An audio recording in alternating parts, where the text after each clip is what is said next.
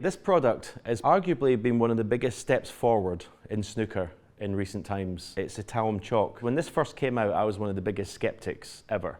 I thought chalk's chalk. I used triangle chalk all my career, didn't see any problem with it. When this chalk came along, and famously Jimmy Bullard was on our channel, and when I told him it was 15 quid a block, he couldn't believe it. I mean, it lasts a hell of a long time. But for the serious snooker player, this is a game changer. And it has been a game changer because no kicks, no bounces off the cushion, no mess on the table. You could play the deepest screw back with this you've ever seen and it won't leave any chalk marks. You could play for 3-4 hours.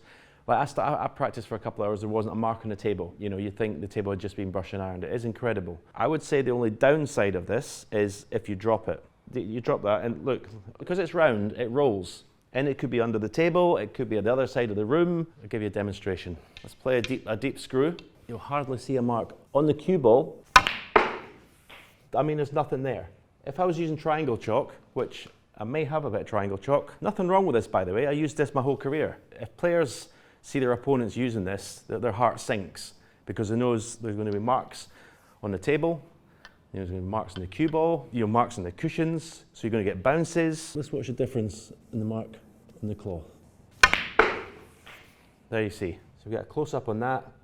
So you imagine playing snooker for 3-4 hours. I mean, that is just all over the table. I mean, I must admit, when I look back at sort of 70s and 80s snooker and see chalk marks all over the table, I quite like it. It's quite old school. But in the modern game, the way the cloth reacts, you cannot have this. Every player now uses this. Judd and Ronnie were the only two that were sticking with the triangle, which I've not got a clue why. If you don't want kicks, why would you want to use that? Because kicks as a snooker player is probably the most annoying thing that can happen on a snooker table because it just ruins position, ruins the strike, ruins everything. I actually think Ronnie's still using that.